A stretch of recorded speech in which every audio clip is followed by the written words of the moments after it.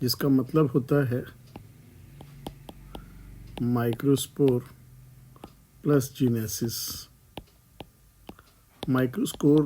Microspore को हम pollen grain भी कहते हैं और जीनेसिस का मतलब होता है डेवलपमेंट। तो पॉलन ग्रेन किस प्रकार से डेवलप होते हैं, इस पूरी प्रोसेस को हम माइक्रोस्पोरोजेनेसिस कहते हैं।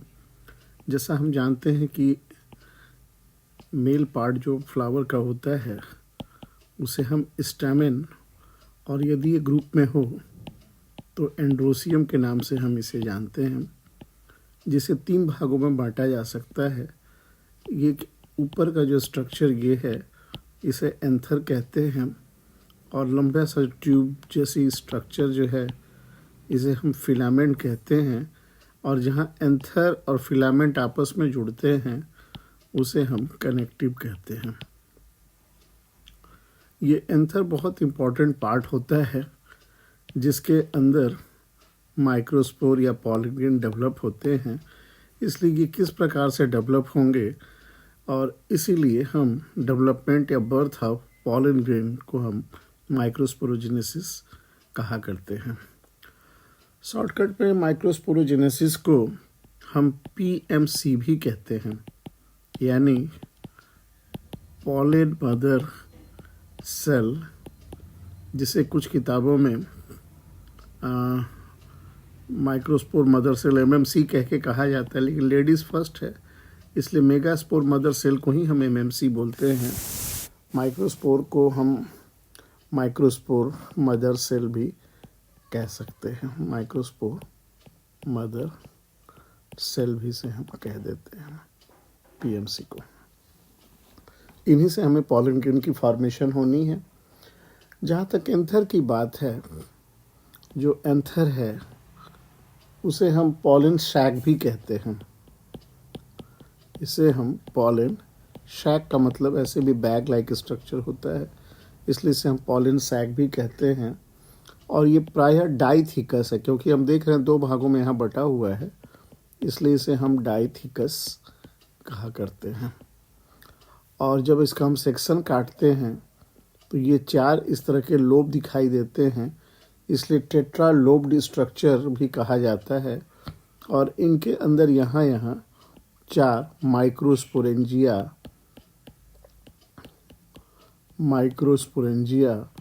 4 पाई जाती हैं। ये बड़ा कॉमन सा स्ट्रक्चर है, लेकिन जब हम फैमिली मालवेसी की बात करते हैं तो मालवेसी में आपने पढ़ा होगा कि एक किडनी आकार का एंथर होता है, जिसे हम रेनिफॉर्म्ड भी कहते हैं, रेनिफॉर्म्ड स्ट्रक्चर किडनी के आकार का, और ये फिलामेंट है। तो चूंकि यहाँ पे यह एक ही थिकनेस में रहता है, इसीलिए इसे हम मोनोथिकस कहते हैं, मोनोथिकस कहते हैं। और चूंकि यहाँ डाइथिकस था तो टेट्रास्पोरेंजिएट था, माइक्रोस्पोरेंजिया 4 थे, इसलिए हम टेट्रास्पोरेंजिएट बोलते थे इसको हम लोग। लेकिन ये मोनोथिकस है, इसीलिए इसे हम माइक्रोस्पोरेंजिया जो है हमारा वो 2 लोब का होता है, इसलिए यहाँ पे 2 माइक्रोस्पोरेंजिया पाई जाएंगी। समझ लीजिए आधा हो गया। तो जहाँ तक हम इनकी सेक्शन काटते हैं तो इनके ऊपर क्यूटिकल का पाया जाना बड़ा कॉमन होता है, और क्यूटिकल के नीचे जस्ट ग्राउंड टिश्यू भी पाए जाते हैं। और ये ग्राउंड टिश्यू प्रायः पैरेनकाइमेटस टिश्यू के बने होते हैं। इसके अलावा वैक्यूल का पाया जाना बड़ा प्रोमिनेंट होता है, और इंटरसेलुलर स्पेसेस भी काफ़ी ज़्यादा पाई जाती हैं, क्योंकि जब ये इंटरसेलुलर स्पेसेस ख़त्म होते हैं तो इनके स्पोर डिस्पर्सल में ये मदद करते हैं। इसमें पिगमेंट भी पाई जाती हैं, कई अलग अलग तरह के कलर होते हैं, जिसमें क्लोरोप्लास्ट के अलावा रोडोप्लास्ट भी, क्लोरोप्लास्ट तो मिलता ही है, इसके अलावा रोडोप्लास्ट या क्रोमेटोफोर जिसे हम कहते हैं विभिन्न प्रकार के रंगों का भी इसके अंदर स्ट्रक्चर पाया जाता है। तो ये सब इसके अंदर पिगमेंट्स होते हैं।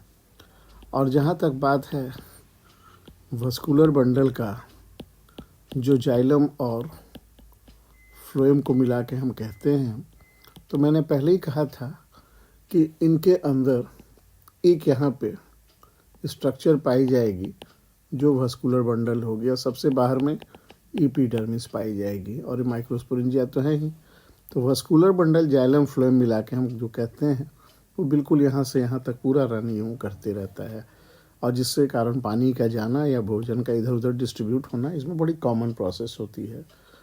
लेकिन हम इनमें कई बार स्टोमाटा भी पाए हुए हैं, स्टोमाटा भी पाई जा सकती है। और एक प्लांट है जिसका नाम है ट्राइडेस्केंसिया, जिसमें इसमें तो हेयर्स तक पाए जाते हैं, स्टेमेंस में हेयर भी पाए जा सकते हैं। तो ये इनकी कुछ इंटरनल स्ट्रक्चर के बारे में हम चर्चा कर रहे थे जो इनके साथ पाया जाता है। जब आप किसी एंथर का सेक्शन काटते हैं तो उसके अंदर ये 4 लोब इस तरह से पाई जाएंगी, और ये बीचों बीच यहाँ पे ये जो स्ट्रक्चर था ये वस्कुलर बंडल्स का था। अब हम बाहर से अंदर की तरफ आएंगे, बाहर से अंदर की तरफ हम आने की बात कर रहे हैं। तो सबसे बाहर में एपिडर्मिस पाई जाएगी, सबसे बाहर में जो लेयर पाई जाएगी वो होगी एपिडर्मिस की।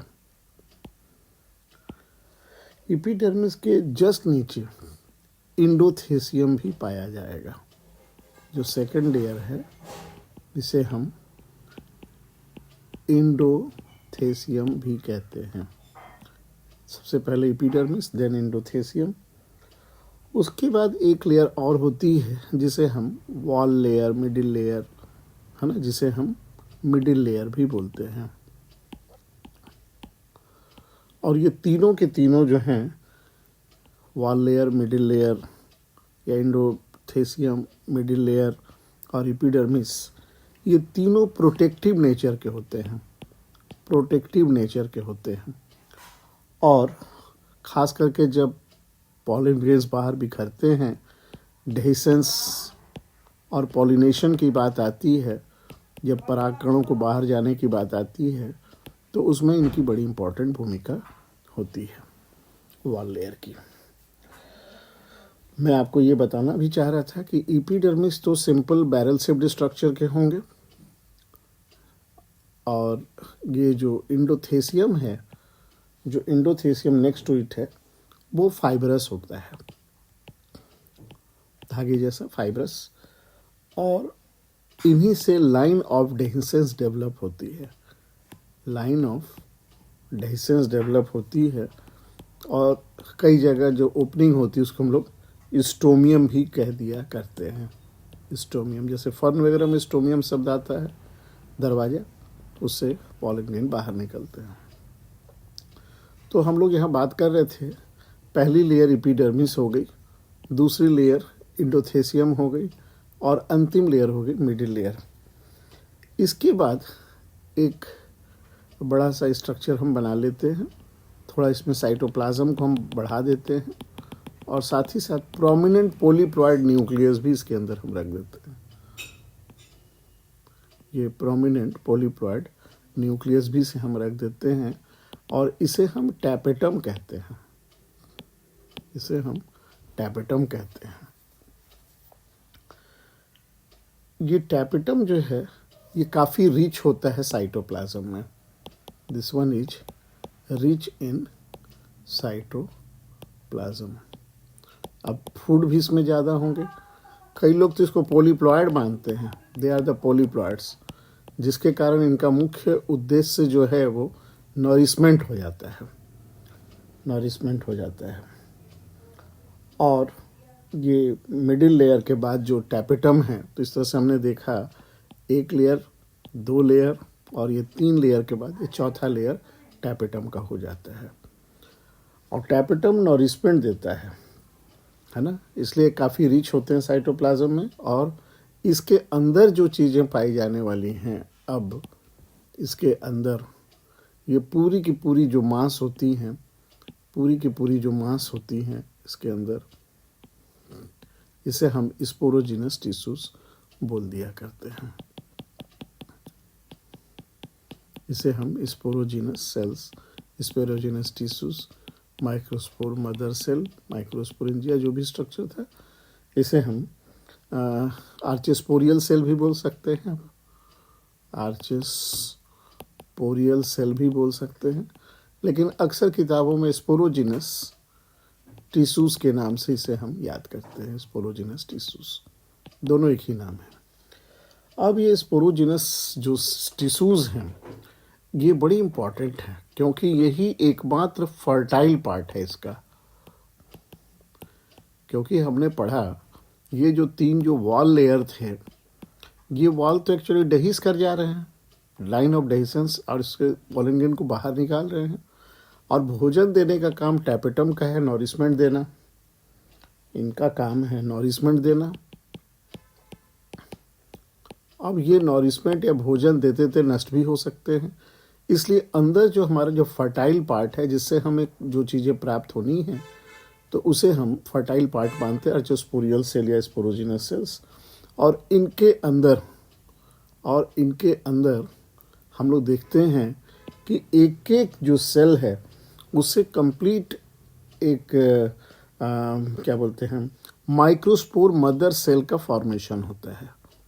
माइक्रोस्पोर मदर सेल इसे हम कहते हैं। आपका क्वेश्चन होगा कि क्यों इसे हम मदर सेल क्यों कहते हैं? इसलिए कि आगे माइक्रोस्पोर्स के डेवलपमेंट के लिए मदर की ही भूमिका होती है। आप कहेंगे फादर सेल क्यों नहीं कहेंगे? इसलिए कि जो सेल डिवाइड करता है वो मदर सेल ही होता है, फादर सेल कभी डिवाइड नहीं करता है। इसलिए कई किताबों में इसे पोटेंशियल पॉलन,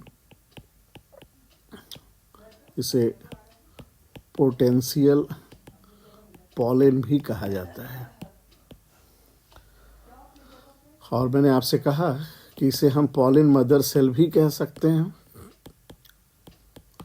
इसीलिए शॉर्टकट में इसे हम PMC कहते हैं। आप इसको MMC मत बोलिएगा, लेडीज़ फर्स्ट वाला चक्कर है यहाँ पे, ठीक है। तो ये माइक्रोस्पोर मदर सेल में एक अर्धसूत्री विभाजन या मियोसिस की घटना घटती है, रिडक्शनल डिवीजन, जिसके कारण यहाँ 1, 2, 3, 4 सेल एक कंजुगेटेड फॉर्म में रहते हैं, जिन्हें हम टेट्राड कह दिया करते हैं, जिन्हें हम टेट्राड कह देते हैं। और प्रत्येक टेट्राड का सेल अब माइक्रोस्पोर का निर्माण करता है। और माइक्रोस्पोर को पहले ही आपने एक अलग नाम से बुलाया था, जिसको आप कह रहे थे पॉलन ग्रेन्स। पॉलन ग्रेन्स, इस तरह से हमारा ये पॉलन ग्रेन तैयार होता है। लेकिन यहाँ पे 2-3 बातें हमें और चर्चा करनी थी। नंबर 1, जो टैपेटम है, जो भोजन दे रहा था, वो 2 तरह से होते हैं। एक होता है जिसे हम एमोबॉइड टाइप बोलते हैं। एमोबॉइड को हम पेरीप्लाज्मोडियल मास भी कहते हैं, क्योंकि ये अमीबा की तरह टूट टूट के, ये जो हमने यहाँ बात किया था टैपेटम का, तो ये अमीबा की तरह टूट टूट के एक एक इंडिविजुअल सेल तक जा जा के उन्हें भोजन देते हैं, पेरीप्लाज्मोडियल की तरह। और दूसरा जो ग्लैंडुलर है, वहीं बैठे बैठे यहीं से थ्रो करता रहता है, तो एमोबॉइड टाइप। और दूसरा जो हम एग्जाम्पल ले रहे थे, उसे हम सेक्रेटरी बोलते हैं, सेक्रेटरी, या इसी को ग्लैंडुलर टाइप भी बोला जाता है, क्योंकि बैठे बैठे वहीं से सिक्रीट करेंगे, जैसा अभी हम लोगों ने चर्चा किया। तो ये पेरीप्लाज्मोडियल या एमोबॉइड टाइप के जो पॉलन टैपेटम हैं, ये जो टैपेटम हैं, इन्हें 4 भागों में बांटा गया है। एक है सेजिटेरिया टाइप। सेजिटेरिया टाइप में सबसे इम्पॉर्टेंट बात है कि टैपेटल सेल अपने साइट लूज कर जाते हैं, और जैसे ही टेट्राड बनता है, अगर आपने यहाँ देखा टेट्राड बना और यहाँ पे ये नष्ट हो गए, लूज होके चलेगा टेट्राड बना के। एलिस्मा और हाइड्रोक्वारिस, सेजिटेरिया, ये सब बहुत सारे एग्जाम्पल हैं जो टैपेटम के पहले में, जिसे हम लोग सेजिटेरिया टाइप कह रहे थे, उसमें पाए जाते हैं। दूसरा है जिसे हम ब्यूटामस टाइप बोलते हैं। ब्यूटामस टाइप में जो ब्यूटामस, स्ट्रैटोइटिस, ओविरेंडा, ये सब पौधों में पाए जाते हैं। इसमें जैसे माइक्रोस्पोर टेट्राड नहीं बल्कि ग्रुप में रहते हैं, जस्ट इसके पहले बन जाते हैं। और जो तीसरा टाइप है स्पारगेनियम टाइप, स्पारगेनियम टाइप, इसमें प्रोटोप्लास्ट जैसे टेट्राड बनते हैं उसी समय प्रोटोप्लास्ट भी इनके फ्यूज होना प्रारंभ हो जाते हैं। अब मल्टी न्यूक्लिएटेड यहाँ पे पाया जाता है। और लास्ट या डी जो है उसको हम लोग ट्राइग्लोनिकीन टाइप बोलते हैं। ट्राइग्लोकीन टाइप हम इसे कहते हैं। इसमें टैपेटम जब माइक्रोस्पोर मदर सेल मियोसिस के पहले जस्ट डिवाइड करके रेडी रहते हैं। तो ये 4 टाइप के एमोबॉयड या पेरीप्लाज्मोडियल टाइप के टैपेटम पाए जा सकते हैं। अब हमने देखा कि जो वॉल लेयर था वो 3 लेयर का था, एपिडर्मिस, इंडोथेसियम, मिडिल लेयर, और ये प्रोटेक्शन के अलावा डेhiscence में मदद कर रहे थे ये लेयर, और नॉरिशमेंट देने का काम हमारा टैपेटम का हो गया। अब जो आर्चोस्पोरियल सेल की जो हम बात कर रहे थे, जो माइक्रोस्पोर मदर सेल या पोटेंशियल पॉलिन या पॉलिन मदर सेल या शॉर्टकट में पीएमसी कहते हैं, उनमें मियोसिस के बाद टेट्राड और माइक्रोस्पोर का निर्माण हो रहा था। तो इनके बारे में मैं आपको बताना चाहूँगा कि जब भी मियोसिस होती है, किसमें, स्पोरोजिनस सेल्स के उन सेल में जिन्हें हम माइक्रोस्पोर मदर सेल न कहते हुए पॉलिन मदर सेल या माइक्रोस्पोर मदर सेल कह रहे थे, क्योंकि ये वो मदर हैं जिनसे कि डेवलपमेंट होती है माइक्रोस्पोर मदर सेल। इनमें 2 मियोसिस होती है, एक को हम मियोसिस 1 बोलते हैं, RD1, जिसके कारण 2 पुत्री कोशिकाएं बनती हैं। उसके बाद 4 पुत्री कोशिकाओं को बनाने के लिए हमें रिडक्शन डिवीजन नंबर 2 चाहिए। उसके बाद एक क्रिया होती है जिसे हम कहते हैं साइटोकाइनेसिस, जो चारों में डेवलप करके 4 सेल बनाते हैं। तो साइटोकाइनेसिस की क्रिया यहाँ पे 2 प्रकार की होती है। एक होती है जिसको साइमल्टेनियस टाइप हम लोग कहते हैं, साइमल्टेनियस टाइप, और दूसरा है जिसे हम सक्सेसिव टाइप कहते हैं। सक्सेसिव माने बाद में होता है, यानी ये जो कैरियोकाइनेसिस की जो क्रिया चल रही है उसके साथ साथ साइटोकाइनेसिस चले तो उसको हम साइमल्टेनियस कहेंगे। लेकिन अगर कैरियोकाइनेसिस हो गई और उसके बाद साइटोकाइनेसिस होगा तो सक्सेसिव कहलाएगा। और सक्सेसिव हम लोग जिया मेज वगैरह में देखते हैं, मक्का जिसे कहा जाता है। और साइमल्टेनियस टाइप जो है वो तंबाकू, निकोटियाना, टोबैकम या निकोटियाना आदि में पाया जा सकता है। तो हमने जब 4 टेट्राड हमारे पास आ गए हैं तो एक कॉमन सा होता है जो टेट्राहेड्रल, ये जो आप देख रहे हैं tetrahedral, this is the most common type of arrangement. इसके अलावा जो दूसरा है जिसे हम आइसोबाइलेटरल कहते हैं, आपका ये जाना पहचाना सा स्ट्रक्चर है। आइसोबाइलेटरल में ये 4 रहेंगे, 1 2 3 4, एक दूसरे के ऊपर है आइसोबाइलेटरल। लेकिन कई बार ये टी शेप्ड स्ट्रक्चर भी बना देता है। लेकिन मैं आपको बताना चाहूँ, आइसोबाइलेटरल जिया मेज में पाया जाता है, मक्का जो है उसमें पाया जा सकता है। इसके अलावा मैग्नोलिया जिसे हम चंपा कहते हैं, मैग्नोलिया वहाँ भी पाया जा सकता है। टी शेप्ड में क्या होगा कि ये ऊपर 2 भागों में बढ़ जाएंगे और 2 ऐसे हो जाएंगे। देखिए टी की तरह की संरचना आ गई। और टी शेप्ड हम लोग एरिस्टोलोकिया में पाते हैं, एरिस्टोलोकिया में पाते हैं, एरिस्टोलोकिया एलिगेंस। और चौथा जो टाइप है जिसमें लीनियर टेट्राड, लीनियर का मतलब ये हुआ कि 1 2 3 4 इस तरह से लीनियर, जैसा फीमेल गेमेटोफाइट में होता है लीनियर टेट्राड। हेलोफिला नामक पौधे में ये पाया जाता है, हेलोफिला। इसके अलावा 5वां जो है वो डिकासेट टाइप है। और लीफ में भी आपने डिकासेट पढ़ा था जिसमें दो पत्तियां एक दूसरे से ऊपर में हों और जस्ट उनके बीच में राइट एंगल बनता हो। ये मान के चलिए दो, और एक यहाँ एक पीछे में, चार यहाँ पे आ जाएंगे, चार यहाँ पे आ जाएंगे। तो ये एट्रीप्लेक्स में हम लोग ऐसा पाते हैं। तो ऐसा देखा गया है कि एक माइक्रोस्पोरेंजिया के अंदर न्यूमरस पॉलन ग्रेन डेवलप कर सकते हैं। ये आपने जो एपिडर्मिस बनाया था उसके नीचे फिर लेयर, ये 3 वाल लेयर थे। एपिडर्मिस के नीचे इंडोथेसियम और मिडिल लेयर, उसके बाद टैपेटम का लेयर था, और उसके बाद ये स्पोरोजिनस सेल्स थे जो इन चारों में बन रहे थे। और एक एक में 1,000 के आसपास या उससे भी ज़्यादा आपके पॉलन ग्रेन तैयार हो जाते हैं। कई बार ये पॉलन ग्रेन यहाँ से बिना फटे बाहर नहीं निकलते हुए आपस में कंजुगेटेड फॉर्म में आ जाते हैं। तो एक पौधे में हम लोग कैलोट्रॉपिस में ऐसा देखते हैं कि एक इस तरह का स्टॉक, इनसे 2 छोटे छोटे इस तरह के, और इनसे ये बड़े बड़े इस तरह के लॉडिक्यूल्स ऐसे पाए जाते हैं। तो इन्हें हम पॉलिनियम कहते हैं, पॉलिनियम कहते हैं। इसमें about 64 microspore at a time आपको कंजुगेटेड फॉर्म में रहते हैं, और कीटों के द्वारा बाहर बहा के ले जाए जाते हैं। और ये स्ट्रक्चर जो दोनों पॉलिनियम को पकड़ता है उसे हम कॉर्डिकल बोलते हैं, और ये जो स्ट्रक्चर है इसको हम कार्पस्कुलम कहते हैं, कार्पस्कुलम। ये प्रैक्टिकल में भी कई बार हम लोग निकालने ले देते हैं, खास करके मदार जो कैलोट्रॉपिस प्रोसेरा है, एस्क्लेपिडियेसी फैमिली का मेंबर है। खैर जो भी हो, हमने देखा कि पॉलन ग्रेन हमारे पास तैयार हो गया। अब इस पॉलन ग्रेन में सिंगल न्यूक्लियस हैं, और इसकी बाहर की जो दीवार होती है उसे हम एक्साइन, और अंदर वाले लेयर को हम इंटाइन कहते हैं।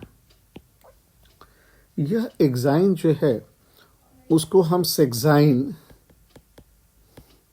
और नेक्साइन में बांटते हैं। तो जो सेक्साइन है वह एक्सो एक्साइन भी कहलाता है, और ये बड़ा स्मूथ होता है, चिकना सा स्ट्रक्चर होता है सबसे बाहर का। लेकिन नेक्साइन जो है, जिन्हें हम इंडो एक्साइन कह रहे थे, इंडो एक्सटाइन भी कह सकते हैं आप इसको, तो ये बड़ा रफ टेक्सचर के होते हैं। और ये रफ ऐसे होते हैं कि इनमें रॉड लाइक जो संरचना पाई जाएंगी उन्हें हम बैकुला कहते हैं, बैकुला। और बैकुला के अलावा इसमें क्यूटीन भी पाया जा सकता है, और सबसे इम्पॉर्टेंट बात कि इनके अंदर स्पोरोपोलेनिन नामक केमिकल भी पाई जाती है, स्पोरोपोलेनिन। और यही बाद में कैलोज जो पाया जाता है, जो जल्दी बायोडिग्रेडेबल होता नहीं है।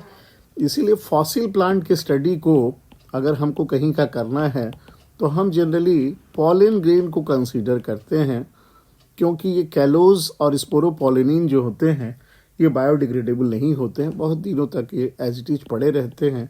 इसीलिए पॉलन ग्रेन का स्ट्रक्चर बहुत इंपॉर्टेंट होता है। तो मैंने कहा कि बाहर में एक्साइन है और अंदर में इंटाइन है।